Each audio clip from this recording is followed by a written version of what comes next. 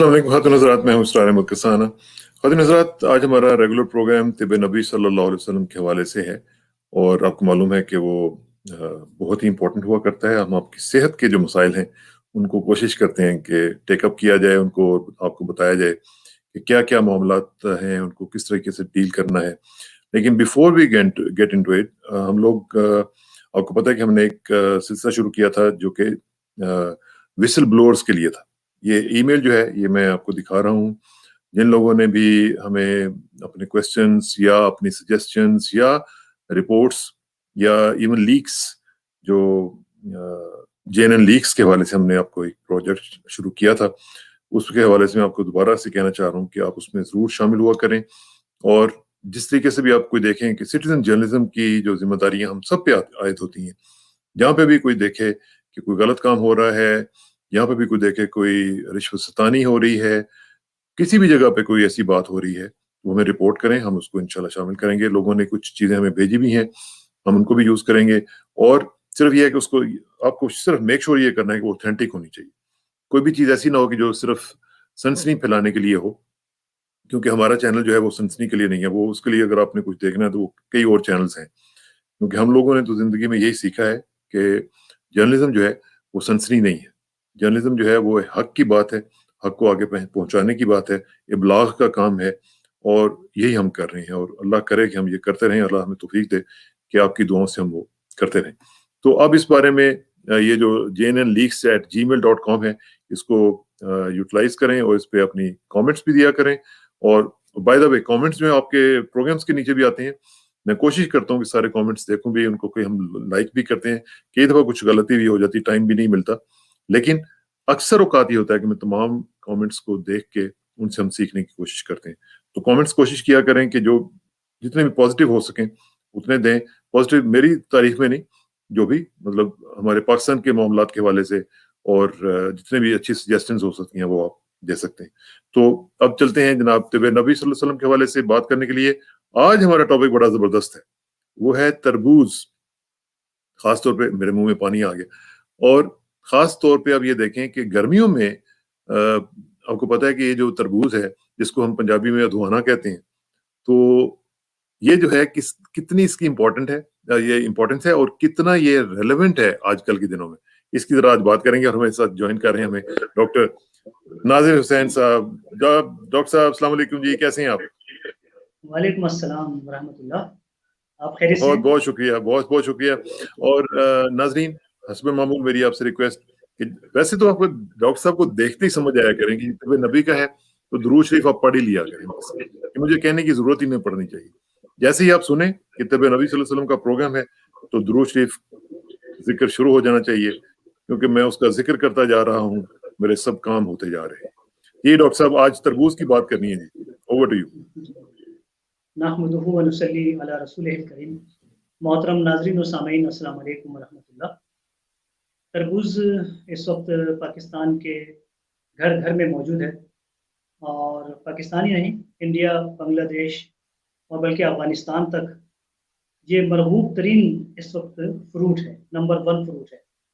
और गर्मियों में इसका ठंडा खाने का बहुत मज़ा आता है।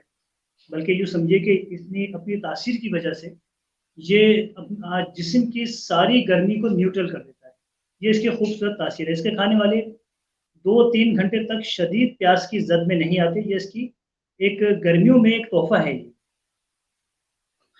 तरबूज का इस्तेमाल तकरीबन सदियों से होता आ रहा है, लेकिन हमें 1400 साल पहले नबी सल्लल्लाहु अलैहि वसल्लम तरबूज से मुतालिक फरमाते हैं, जिसका मफ़हूम है कि तरबूज को कि नबी सल्लल्लाहु अलैहि वसल्लम तरबूज को खजूर के साथ खाते थे, और फरमाते हैं कि हम इस खजूर की गर्मी को तरबूज की ठंडक के ज़रिए और तरबूज की ठंडक को खजूर की गर्मी के ज़रिए ख़त्म करते हैं। ये अबू दाऊद वगैरह में ये हदीस मुबारक है। सुभान अल्लाह। और इसमें ये ज़रूरी नहीं कि हम हर वक्त खजूर के साथ ही लाज़मी खानी है।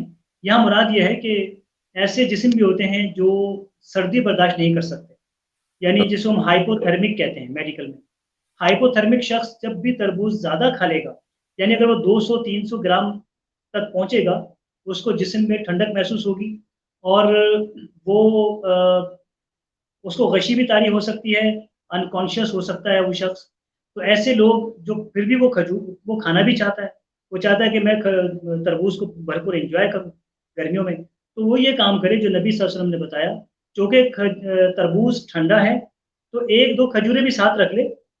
जब वो खजूरें खाएगा तो खजूरें उसकी सर्दी को न्यूट्रल कर देंगी। दरअसल ये हदीस मुबारका का मफ़हूम है। एक और तरीका है कि अगर कोई शख्स अंडरवेट है, उसका वज़न कम है और वो चाहता है कि उसका वज़न भी बढ़े, उसके उसके खून में यानी हीमोग्लोबिन में इज़ाफ़ा भी हो, आरबीसी भी उसके बैलेंस हो जाएँ, डब्ल्यूबीसी बैलेंस हो जाएँ, तो तरबूज़ को खजूर के साथ खाना, ये तीनों चारों फ़वाइद फ़ौरी तौर से हासिल हो जाते हैं। अगर एक शख्स गर्मियों में 1 माह का ये कोर्स कर ले कि रोज़ाना तकरीबन 1.5 पाव तरबूज और 4-5 खजूरें रोज़ाना खाना शुरू कर दे। 1 माह के बाद इंशाअल्लाह वो महसूस करेगा कि उसके तमाम मसाइल हल हो चुके हैं सेहत के। एक और हदीस मुबारका जिसका मफ़हूम ये है, कमी बेशी अल्लाह ताला माफ़ फरमाए, कि तरबूज को खाने से पहले खाना आप मैदे को और आंतों को इस तरह धो देता है जैसे तुम पानी से अपने चेहरे को धोते हो। तो ये तरबूज में चूँकि 99% पानी होता है, वाटर होता है, और जब ये जिस्म में उतरता है तो ये मुँह से सफाई शुरू करता है, हलक से सफाई शुरू करता है। यानी कि एक तरह से जैसे हम पानी को बहाकर किसी जगह को साफ करते हैं, तरबूज एग्ज़ैक्टली वो काम करता है। और ये काम तरबूज के अलावा कोई भी फल नहीं करता, क्योंकि इतना पानी इतनी मिकदार में किसी फल में मौजूद नहीं है। और ये इसका एक तरीका ये भी है कि जब आप सुबह नहार मुँह तो ना खाया जाए इसको, नाश्ते के 1 डेढ़ घंटे बाद इसको खाया जा सकता है। नाश्ते के फ़ौरन बाद खाना ये खतरे से खाली नहीं है। अक्सर लोगों ने बताया है कि किसी को फालिज हुआ, किसी को अ, जो एक वो ये होता है कि ये मेमोरी लॉस आर्ज़ी तौर पे होता है, मेमोरी लॉस होने का खतरा होता है। और तरबूज के साथ पानी अगर मज़ीद पी लिया गया तो उसमें हैज़े के जो जरासीम हैं, वो एक्टिव हो जाते हैं। ये डॉक्टर साहब इसमें डॉक्टर साहब ये जरा एक दफा फिर जरा बता दें कि नुकसान की जो आपने बात की है कि नाश्ते के फौरन बाद खाने से इसमें नुकसान होता है। नाश्ते के फ़ौरन बाद या दोपहर के या रात के खाने के फ़ौरन बाद खाना इंतहाई नुकसानदेह है। और इसमें फालिज भी हो सकता है, इंसान पैरालाइज़ हो जाएगा। इसकी वजह ये है कि इसके ये जब नीचे उतरता है तो हमारा जो आसाबी निज़ाम है वो तरबूज, ये प्रोफ़ेसर डी ड्यूस बताया करते थे अपने लेक्चर में कि वाटरमेलन का जो एंजाइम्स की कॉम्बिनेशन है, वो जब जिस्म में उतरती है, हमें सुकून क्यों मिलता है तरबूज खा के? इसका ताल्लुक हमारे आसाबी निज़ाम के साथ होता है। उसके उसके न्यूट्रिएंट्स का। जैसे वो जिस्म में उतरता है, हमारा आसाबी निज़ाम उसको अ, अ, उससे जो एनर्जीज़ हैं, वो हासिल करने की कोशिश में उसके साथ लिंक में आ जाता है। अगर ऐसे में हमने खाना खाया हुआ है, तो वो आसाबी निज़ाम मिस इंटरप्रेट कर सकता है उस चीज़ को, और दूसरे एंजाइम जो आपने खाए हुए हैं, वो उनके साथ ऐसी सिग्नल जा सकते हैं, जो सिग्नल किसी एक हिस्से को मफलूज कर सकते हैं।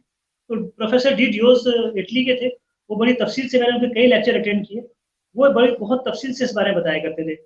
और पानी ना पिया जाए बाद में। अब हमारे यहाँ भी ये बात है कि तरबूज के बाद पानी ना पिया जाए। तो हाँ। हमारे, क्योंकि बुज़ुर्ग कहा करते थे, पुराने बुज़ुर्ग जो हमारे थे, बड़े जीनियस लोग थे। आज के ज़माने में हमने हँसना शुरू कर दिया। हमारे जो एमबीबीएस डॉक्टर जिन्होंने चंद किताबें पढ़ ली, वो बेचारे कहने लगे कि देखो कैसी अजीब-सी बात करते थे पहले लोग कि तरबूज का ताल्लुक क्या है हैज़े के साथ। तो आज लेकिन जब ये रिसर्च हुई तो पता चला कि अगर किसी जिस्म में हैज़े के जरासीम मौजूद हैं, तो तरबूज के बाद एक बड़ी मिकदार में पानी पीने से वो जरासीम एक्टिव हो जाएँगे। अगर आपने पानी नहीं पिया तो तरबूज की न्यूट्रिशन उसको किल करेगी, उसको वीक करेगी। तो वो बुज़ुर्गों की बात बिल्कुल सच साबित हो गई, जिन्होंने बगैर किसी साइंसी आलात के इतनी बड़ी-बड़ी बातें हमें बताई। तो तो ये इसमें है। इसमें और इसमें डॉक्टर साहब फिर एक दफा फिर जरा थोड़ा सा बता दीजिए कि जो आपने बात की, एक तो ये है कि नुकसान है कि अगर आप फौरन नाश्ते के बाद या खाने के बाद खाएंगे, और दूसरी बात ये है कि इसका जो आइडियल टाइम है वो जरा एक दफा फिर बता दें कि आइडियल टाइम क्या है और किस जी, तरह खाना चाहिए। जी, इसका आइडियल टाइम दोपहर खाने से पहले, खाने से 1 घंटा पहले। जिसने भरपूर इसके 100% फ़वाइद हासिल करने हों तरबूज के, क्योंकि ये फ़वाइद से इतना भरा हुआ है, جسے میں نے فرمایا کہ نبی صلی اللہ علیہ وسلم نے ارشاد فرمایا کہ اس کا مفہوم ہے کہ یہ اس طرح دھوتا ہے آپ کے معدے کو، آنتوں کو، پورے پیٹ کو، وہاں لفظ ہے پیٹ کو دھو دیتا ہے. یہ حدیث کا مفہوم ہے کہ پیٹ کو ایسے دھو دیتا ہے جیسے تم پانی سے اپنے چہرے کو دھو کر صاف کرتے ہو. تو آپ سوچیں وہ کتنا بڑا کردار ادا کر رہا ہے. کوئی ایسا پھل موجود نہیں ہے جو پورے پیٹ کی صفائی کرتا ہو. پیٹ میں جگر بھی آتا ہے، اسپلین بھی آتی ہے، معدہ ہے، آنتیں ہیں، اور دوسرے ہمارے ٹولز ہیں، ان سب کو واش کیا جا رہا ہے. تربوز ایسی چیز ہے. تو اس میں اگر بھرپور سارے فائدے حاصل کرنے ہیں تو کھانے سے 1 گھنٹہ پہلے اس کو کھا کر ختم کر دیا جائے، اور مقدار میں اتنا کھایا جائے کہ جس سے آپ کو ڈکاریں یا اکائیاں، نوزیا نہ ہونے لگے. اکثر لوگ اتنا کھا جاتے ہیں کہ نوزیا ہونے لگتا ہے. یہ آپ کے لیے اچھا نہیں ہے، پھر اس سے فوائد کم ہوتے چلے جائیں گے. 300 اور گرام نہار منہ بھی کھایا جا سکتا ہے؟ صبح نہار منہ اس کو کھانا منع ہے. منع ہے، ٹھیک. یعنی کھانے کے بعد فوراً منع ہے، اور پھر نہار منہ بھی ٹھیک نہیں ہے. خالی پیٹ صبح نہار منہ سے واحد ہے، منع ہے. لیکن ٹھیک. دوپہر کھانے سے پہلے، رات کھانے سے پہلے میں اس اسے لیے بار کھایا بار جا سکتا ہے. کلیریفائی کر رہا ہوں کہ تاکہ لوگ جو ہیں وہ اس میں کنفیوز نہ ہوں اور ان کو پتہ چل جائے کہ اصل اس میں جو ہے انٹریکیسیز کیا کیا انوالوڈ ہیں. یس. اور اچھا، اس کے بیج بھی ماشاءاللہ کافی اس پہ بات کرتے ہیں. جی کوئی ہاں، کوشچن آپ؟ یہ اب اس کا ذرا تھوڑے سے فوائد کی بھی بات کر لیتے ہیں ڈاکٹر صاحب. اس میں ذرا تھوڑا سا، کیونکہ آپ نے بتایا کہ یہ اتنا زبردست ہے، اس کے فوائد پہ بھی ذرا گفتگو ہونی چاہیے. اچھا، اس میں لوگ یہ کہتے ہیں کہ تربوز کو کھانے سے ہمارے لنگس پر، سینے پر برے اثرات آتے ہیں، بلغم بنتا ہے، یہ سب. اب دیکھیں اس میں وٹامن B6 ہوتا ہے. وٹامن B6 بہت فوائد کا حامل ہے، لیکن یہ ہمارے لنگس کی بہت بڑی دوا ہے. ہمارے پھیپڑوں میں، کسی شخص کو پھیپڑوں کا کوئی مسئلہ ہو، ٹی بی ہو یا اس کو بلغم زیادہ آ رہا ہو، نزلہ زکام ہوا ہو، وہ وٹامن B6 استعمال کرنا شروع کر دے وٹامن B5 کے ساتھ ملا کر، اس کا سارا سینہ صاف ہو جاتا ہے. اس میں وٹامن B6 آلریڈی موجود ہوتا ہے، تو یہ ہمارے سینے کو بھی ساتھ ساتھ صاف کر رہا ہے. اسی طرح وٹامن C ہے، وہ بھی اثر انداز ہوتا ہے ہمارے لنگس پر. اور وٹامن A ہماری اسکن کو خوبصورت بناتا ہے. یہ وجہ ہے کہ جو لوگ روزانہ تربوز کھاتے ہیں، 8-10 دن کے بعد ان کی اسکن پر شائننگ آ جاتی ہے، کیونکہ اس میں اتنا وٹامن A موجود ہے کہ جو اسکن کی ساری ضروریات کو پوری کرتا ہے، ڈیلی جو ہماری نیڈ ہے. اس میں لائکوپین ہے اس میں. اچھا، لائکوپین دل کے لیے بہت اچھی چیز ہے، اور یہ ہماری ہڈیاں جو بنتی ہیں اس میں جہاں کیلشیم وغیرہ کا کردار ہوتا ہے، لائکوپین کا اس میں بہت بڑا کردار ہوتا ہے، اور یہ ہماری ہڈیوں کو مضبوط کر کے انہیں ٹیڑھا میڑھا ہونے سے بچاتا ہے. وہ جو ایک مرض ہوتا ہے نا جس میں لوگوں کی ہڈیاں ٹیڑھی ہو جاتی ہیں، جب تک وہ لائکوپین لیتے رہیں گے تو انشاءاللہ ان کی ہڈیوں کے اندر کوئی ایشو نہیں آئے گا. اگر ہم ایک بڑی مقدار یہ گرمیوں میں کھا لیتے ہیں 2-3 مہینے میں، پورے سال کے لیے کافی ہے، کیونکہ ہڈیوں میں لائکوپین اسٹور ہو جاتا ہے. اسی طرح اس میں پوٹیشیم بھی بہت زیادہ ہے، اینٹی آکسیڈنٹ ہے. اینٹی آکسیڈنٹس، ہاں جی، جی. اور اینٹی آکسیڈنٹس بھی ہیں، امینو ایسڈز بھی ہیں. یعنی اس میں کوئی چیز مجھے لگتا ہے کہ باقی بچی نہیں ہے، سب کچھ اس میں موجود ہے. ساری امپورٹنٹ چیزیں ماشاءاللہ اس میں موجود ہیں. اسی لیے نبی صلی اللہ علیہ وسلم نے جب یہ ارشاد فرمایا ہے کہ یہ مکمل واش کرتا ہے آپ کے پیٹ کو، تو سمجھو وہ کتنی اللہ تعالیٰ نے اس میں چیز پیدا کی ہوگی. اور اس کے بعد اپنے نبی کو سکھایا کہ میں نے تربوز میں یہ چیزیں فوائد رکھے ہیں، تم لوگوں کو یہ بات بتاؤ. تو اسی طرح پروسٹیٹ کینسر بہت عام ہے. یہ وہی میں پوچھنے والا تھا کہ یہ کیسے ڈاکٹر صاحب، یہ پروسٹیٹ کینسر کچھ اور چیز ہے، اس میں تربوز کا رول یہ کیسے پروو ہو گیا؟ لائکوپین ایک ایسا ایلیمنٹ ہے ہمارے جسم میں جو 3 جگہ کے کینسر سے ہمیں بچاتا ہے. اس میں میجر جو اس کا رول ہے وہ پروسٹیٹ کینسر کے اندر ہے، کیونکہ پروسٹیٹ کینسر میں یہ جا کر کچھ عرصہ ٹھہرتا ہے. باقی حصوں میں یہ ٹھہرتا نہیں ہے، یہ اسٹور نہیں ہو پاتا کیونکہ یہ ہڈیوں کی طرف چلا جاتا ہے. تو پروسٹیٹ کینسر میں اس کی کچھ مقدار پہنچنے میں کامیاب ہو جاتی ہے.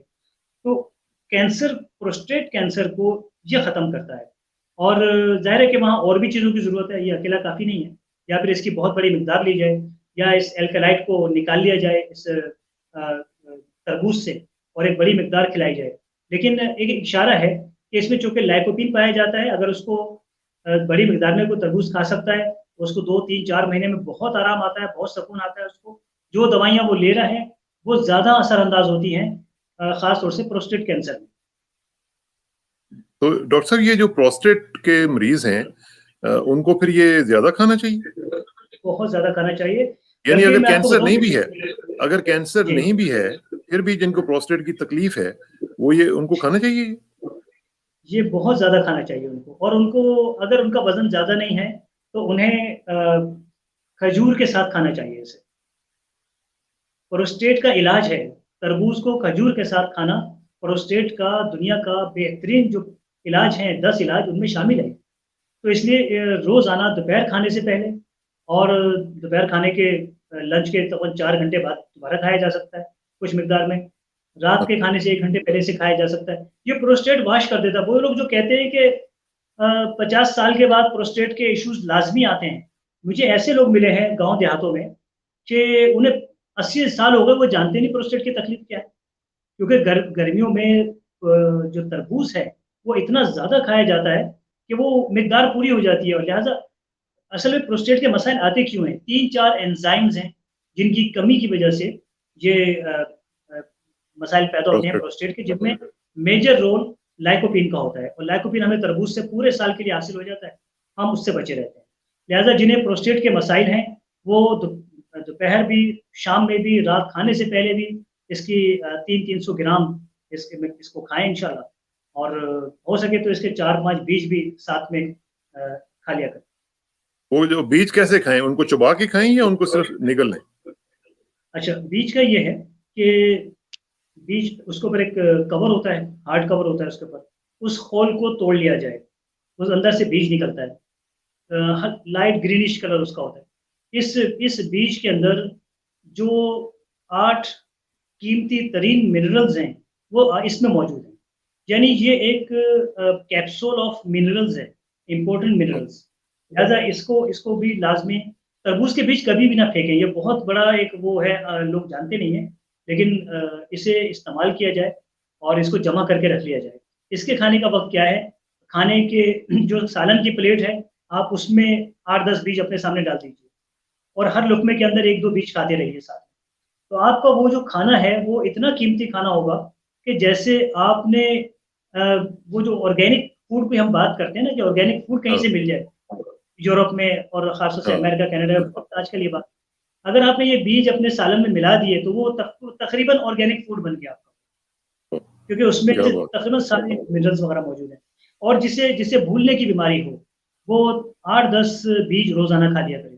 جس شخص کو ہارٹ میں جو شریانیں ہوتی ہیں ہماری ہارٹ کی، جو وینس ہیں، ویسلز ہیں، اگر ان کی الیسٹیسٹی ختم ہو گئی ہے یا کم ہو گئی ہے، وہ زیادہ سے زیادہ تربوز کے ساتھ اس کے بیجوں کا استعمال کریں۔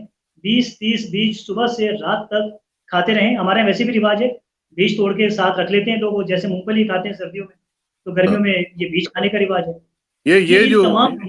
یہ جو بیج ہیں یہ تو پھر ہماری پوری قوم کو دینے چاہیے، کیونکہ ہمیں بھولنے کی عادت ہے، ہم بڑی جلدی لوگوں کے ریکارڈ بھول جاتے ہیں کہ کیا کیا کسی نے ہمارے ملک کے ساتھ کیا ہوا ہے، تو وہ بھول جاتے ہیں، پوری قوم کو دینے کی ضرورت ہے۔ اچھا، ایک اور چیز ڈاکٹر صاحب مجھے بتائیں، یہ جو اس میں ایک تو ریڈ پارٹ ہوتا ہے اس کا تربوز کا، دوسرا گرین پارٹ ہوتا ہے، اس میں سے ریڈ نکال کے یہ تربوز کا مطلب یہ ہے یا وہ گرین بھی اس کا حصہ ہے؟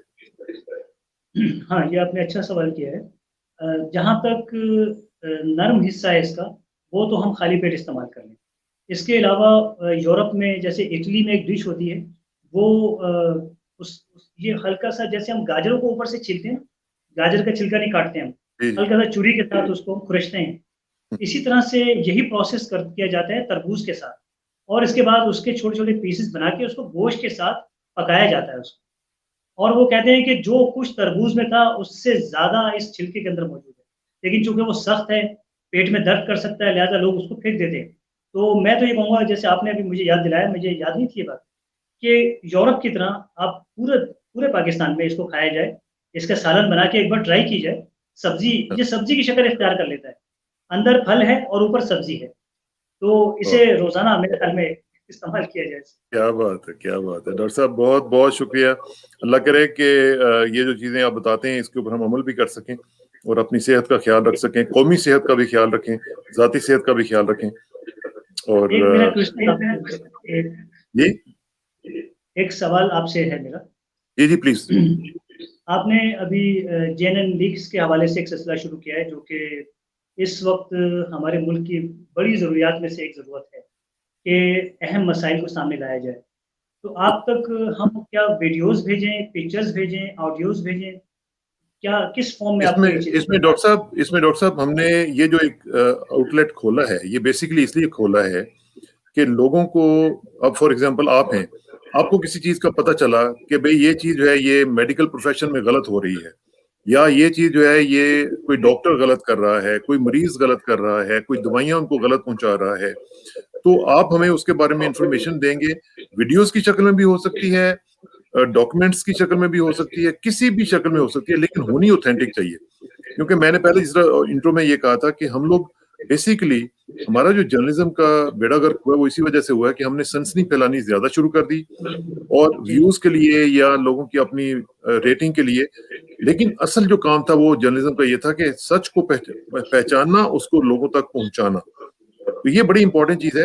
آپ ویڈیوز کی شکل میں ہمیں بھجوا سکتے ہیں، آپ ہمیں ڈاکومنٹس کی شکل میں بھجوا سکتے ہیں. کیونکہ دیکھیں یہ ہمارا اس وقت جو صورتحال ہے، بہت امپورٹنٹ بات آپ نے چھیڑ دی ہے، میرے دل کے بہت قریب ہے یہ. کیونکہ ہو یہ رہا ہے کہ ہمارا جو جرنلزم ہے وہ اپنے اصل ٹارگٹ سے ہٹ گیا ہے. ہم لوگ اصل کام چھوڑ چکے ہوئے ہیں. ہمارا ملک جو ہے وہ اس چیز کی ڈیمانڈ کر رہا ہے، ہمارے لوگ ڈیمانڈ کر رہے ہیں کہ اصل ایشوز کی طرف آیا جائے. اب چونکہ وہ نہیں کر رہا ہے تو اس وقت ایک متبادل کی ضرورت ہے، اور وہ جو متبادل ہے وہ یہ سوشل میڈیا ہے. اس کے اوپر ہمیں ضرورت یہ ہے کہ ہم اس میں سنسنی کی بجائے رہی صحیح جو ایک ہوتا ہے نا اوتھینٹک جرنلزم، وہ ہم شروع کریں اور سٹیزن جرنلزم کو لے کے چلیں. اب دیکھیں نا یہاں پہ ویسٹ میں کیا ہوتا ہے، ویسٹ میں جو وسل بلورز کا کانسیپٹ ہے وہ یہی ہے کہ کوئی بھی شخص یہ دیکھ رہا ہے کہ اس کے ڈپارٹمنٹ میں کوئی غلط کام ہو رہا ہے تو وہ بتا دیتا ہے ان کو کہ جناب یہ دیکھیں میڈیا میں اس نے کوئی چیز پہنچا دی کہ جی یہ ہو رہا تھا غلط، تو وہ رک جاتی ہیں چیزیں. تو یہ کام اب ہمیں بھی کرنا پڑے گا، ہمیں اپنی تقدیر کے فیصلے اب خود کرنے پڑیں گے. ماشاءاللہ بہت اچھے. اور اگر پاکستانی ٹی وی چینلز کو دیکھیں جو نیوز ویوز وغیرہ کے حوالے سے جو تبصرے چلتے ہیں، ہر چینل پہ ایک نہ ایک تبصرہ نگار اور مختلف لوگ ہیں، ان کے ٹاپکس کو اگر آپ دیکھیں ایسا لگتا ہے ان ٹی وی چینلز پہ بیٹھے ہوئے اینکر کے پاس، ان لوگوں کے پاس ٹاپکس ختم ہو چکے ہیں، ان کو پتہ نہیں کس ٹاپک پہ بات کی جائے، یہی کہ کیا بات وہ واپس آ جائے گا، کیا وہ یہاں سے چلا جائے گا. مطلب وہ جس کا 99% عوام کا ناس یہ بجائے لوگ ٹی وی تعلق ہی سے یوٹیوب پر شفٹ ہو گئے. میں اپنے بالکل اکثر پیشنٹ پوچھتا ہوں کہ میرا کل ٹی وی پروگرام آیا تھا آپ نے دیکھا، کہتے سر ٹی وی دیکھنا ہی بند کر دیا، کوئی ٹاپک ہی نہیں ہے وہاں. دیکھیں. اکثریت مجھے جواب دیتی ہے وہ کیا کیا کیا دیکھنا ہے اور یہ ڈاکٹر صاحب آپ دیکھیے گا، ابھی آپ دیکھیے گا 2-4 سال کے اندر یہ بالکل چینلز بند ہونے شروع ہو جائیں گے. ابھی بھی چونکہ یہ آرٹیفیشل لیول پہ ان کو آکسیجن پہ انہوں نے رکھا ہوا ہے، یہ بند ہونے شروع ہو جائیں گے کیونکہ ان کی کریڈیبلٹی ختم ہو رہی ہے. مجھے ان سے کوئی دشمنی نہیں ہے، میں تو خود ان میں رہا ہوں اور میرا تو کریئر سارا ان میں گزرا ہے. لیکن جب آپ ایک بیسک ٹارگٹ سے ہٹ جاتے ہیں نا تو پھر آپ لوگوں کی نظروں سے بھی نیچے سے ہٹ جاتے ہیں. تو یہ بڑا ایک نیچرل سی بات ہے. انشاءاللہ اس پہ ہم کرتے رہیں گے. جی آپ ہی دیکھیے کہ آپ کے پروگرامز کی جو طریقہ انداز آپ کا ہے، اب یوٹیوب پر بھی یہ ایشوز آ رہے ہیں کہ وہی لوگ جو ٹی وی چینلز پر سنسنی خیز باتیں کرنے کے عادی ہیں، یوٹیوب پر بھی وہ یہ کر رہے ہیں. تو اس میں یہ ہو رہا ہے کہ اب لوگ ان لوگوں کے پرائیویٹ چینل سے بھی شفٹ ہو رہے ہیں. آپ یہ دیکھیے آپ کی ماشاءاللہ 2 ماہ میں آپ کی ویورشپ کہاں پہنچی ہے. اس کی وجہ کیا ہے؟ آپ کے پروگرام جو ٹاپک لکھا ہے آپ نے اندر اسی سے متعلق ساری معلومات موجود ہے. میں نے ایک صاحب کے میں یوٹیوب چینل پر گیا، انہوں نے لکھا کہ دیکھیے ویڈیو کہ اس کی حقیقت کیا ہے ویکسین کی، اور وہ پاکستان کے مشہور و معروف نمبر 1 اینکر پرسن ہے. میں گیا ہوں کوئی ویڈیو نہیں تھی اندر موجود، اور صرف انہوں نے ویڈیو کے متعلق 2-3 باتیں کی 2 منٹ تک اور ان کا پروگرام پورا ہو گیا. اس طرح سے وہ لوگ یوٹیوب پر بھی یہی معاملہ. آپ کے ہاں یہ ہوتا ہے کہ جو اوپر موجود ہے وہ اندر موجود ہے ماشاءاللہ. اصل میں ڈاکٹر صاحب اس میں پرابلم یہ ہے کہ میری اکاؤنٹیبلٹی دیکھیں، میرا سینٹر آف اکاؤنٹیبلٹی میرا خدا ہے، ٹھیک ہے نا جی. میں تو یہ سمجھتا ہوں کہ جو بھی میں کام کر رہا ہوں، چاہے وہ جرنلزم ہے چاہے نان جرنلزم ہے، کچھ بھی ہے، اس میں میری رسپانسبلٹی اور میری اکاؤنٹیبلٹی جو ہے وہ میرے خدا کے سامنے ہے. اگر میں نے کوئی چیز بتائی ہے تو یہ بالکل اسی طرح ہے کہ جیسے کوئی دکاندار آپ کو کہے کہ یہ چیز لے لیں اور جب آپ گھر جا کے دیکھیں تو اس میں وہ چیز نہ ہو، تو یہ بددیانتی کے زمرے میں آتا ہے. یہ ریٹنگ میں ایک دن کی تو شاید لے لوں گا، کچھ دیر کے لیے میں ویوز لے لوں گا، لیکن میں اپنے خدا کو کیا جا کے بتاؤں. یہ اللہ تعالیٰ آپ کو مزید ترقی دے. اور دیکھیے گا آپ دیانتداری ہمیشہ ایک پازیٹیو انرجی ہوتی ہے، ایک نیگیٹو. नेगेटिव एनर्जी हमेशा नीचे की तरफ जाती है, पॉजिटिव हमेशा ऊपर जाती है। आप अल्हम्दुलिल्लाह मैंने देखा आपके साथ में, इसीलिए हर सूरत में वक्त निकालता हूँ, जहाँ आपकी एक कॉल आती है मैं हर काम छोड़ के, क्योंकि मुझे ही पता है अल्लाह ने आपको पॉजिटिव एनर्जी दी है और ये अल्लाह इंशाल्लाह करे, आप बुलंदी की तरफ जाएंगे, इंशाल्लाह मजीद अल्लाह तरक्की अल्लाह करेंगे। कबूल कर ले। देखें, मैं हमेशा अपने दोस्तों को कहता हूँ, ना हमारा कोई मसला है व्यूज का, ना हमारा मसला है कोई न्यूज का कि हमने न्यूज में रहना है। हमारा तो मसला सिर्फ ही जो है ना वो है कि अल्लाह राजी हो जाए बस, और वो अगर राजी हो गया तो सब रिव्यूज आ जाएंगे, सब कुछ बीच में आ जाएगा। आपकी भी काम जो है, जो आप काम कर रहे हैं उसको अल्लाह ताला इंशाल्लाह, मेरा यकीन है कि आपके काम को भी अल्लाह ताला तकवीयत बख्शेगा और जो हमारी नीयत है उसका फल हमें दे देगा। तो यही बहुत है। ई सादत बतौर बाजू ने इस्ता न बख्शित खुदाए बख्शिंदा, ये उसी का काम। तो इंशाल्लाह आपसे राब्ता भी रहेगा डॉक्टर साहब, और आपको जो भी चीज इस तरह की कोई चीज मिले वो आप हमें जरूर शेयर किया करें, बाकी दोस्तों से भी कहें, हम इंशाल्लाह लोगों तक पहुंचाने की कोशिश करेंगे। मैंने यूरोप में तकरीबन रमज़ान में ईद के पैगामात के साथ सब दोस्तों को लिखा है, और आप देखिएगा इंशाल्लाह कुछ अरसे बाद यूरोप के मुख्तलिफ एम्बेसीज की जो आपने पहले बात की थी ना, जी वो आपके बिल्कुल, पास वीडियो इंशाल्लाह।